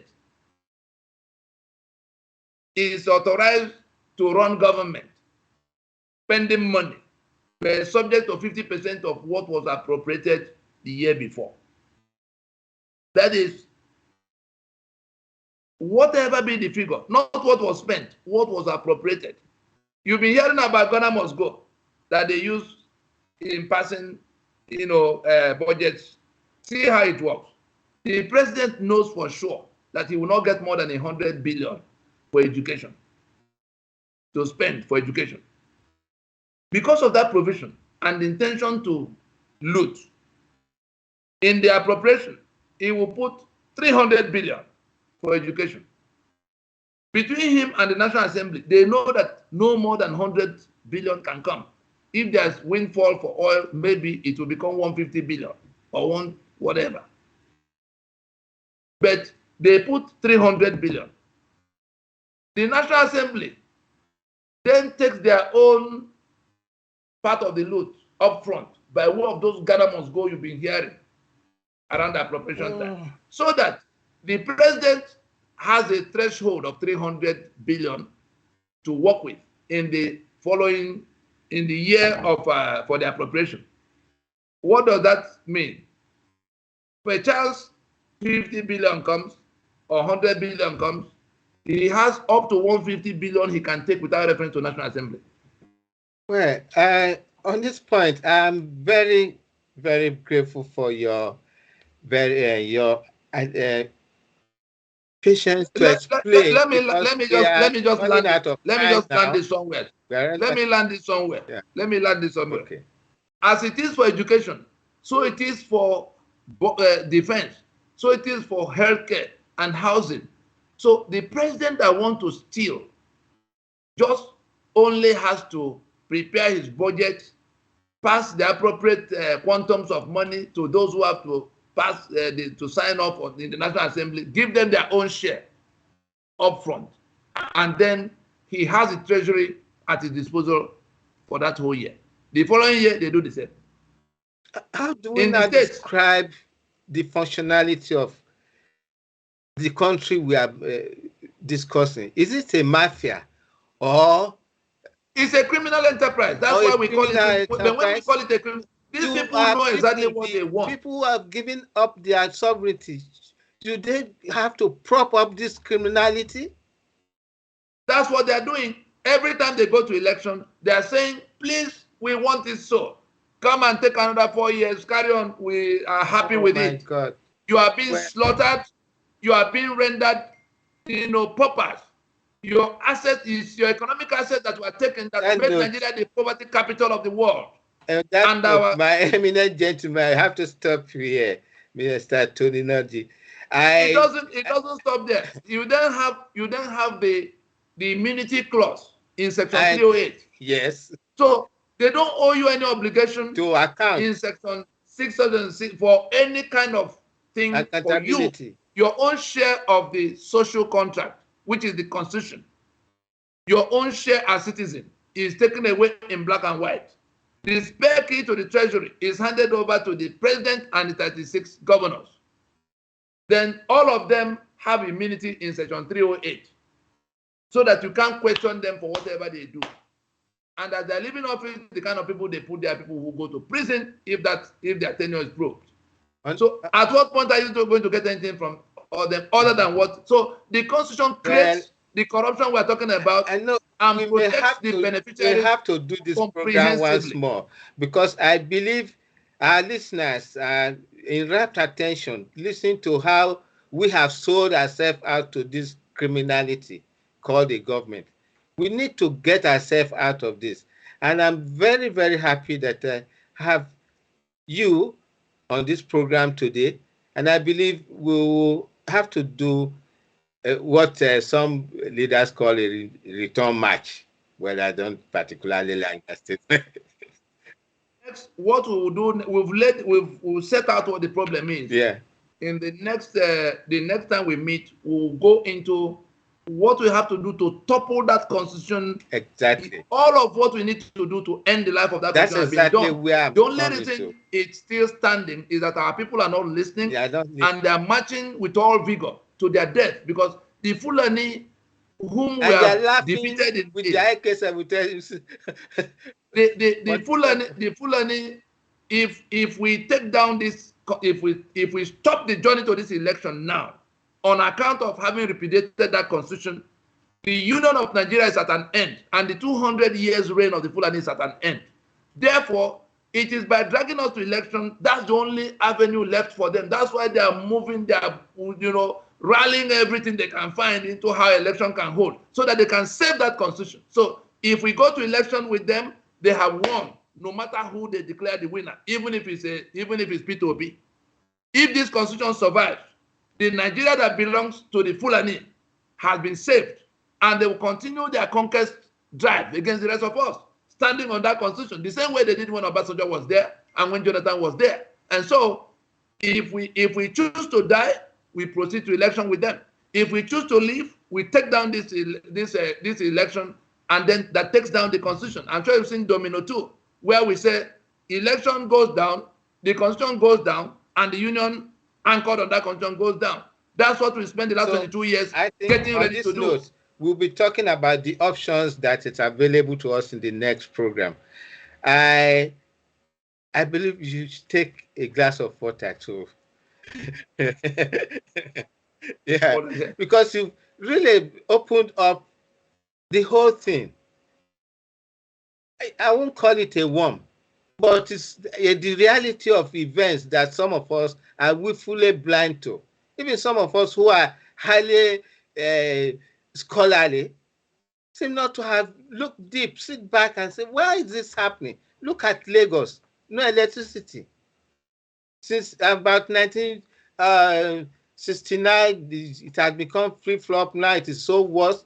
And how do you expect industries to stay? That's exactly what Nnadi has been trying to tell us. We have complicitly allowed ourselves to allow a government of criminality to rule us.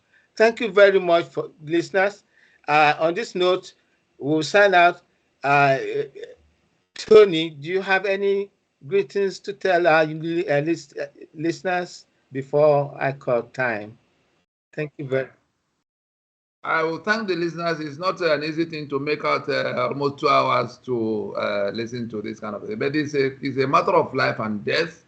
God has given us the mechanism by which we can free ourselves. And we walked it quietly through the last 22 years. It was like submarine sailing. All the things you heard about Biafra Republic or the whole nation here were just, decoys, a speedboat on top of water.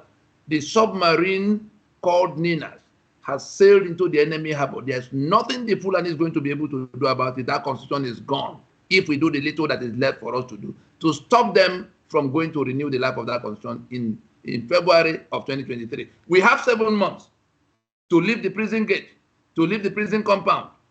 If we choose to stay back and allow them to renew our bondage in 2023 because a few of our cousins or brothers will become president, or it will then be that we have submitted ourselves to be slaughtered.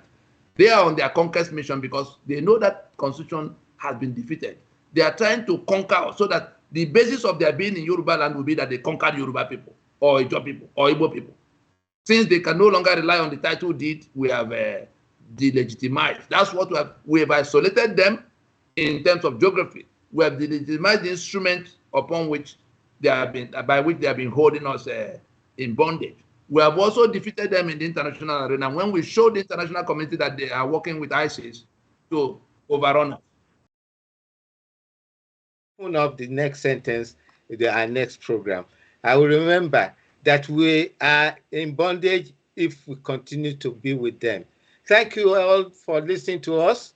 And once again, I thank Tony for his eloquent rendition and deposition of everything that we all need to know. We should all wake up, pass the message down the line to everyone, even to the little child that is still sucking the breast of her mother, that she doesn't want or he doesn't want to be in prison.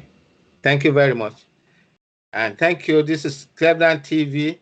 I've been having on my guest list a very amiable and important legal practitioner, Tony Nnadi. Thank you, sir. Thank you, viewers. Goodbye. Bye.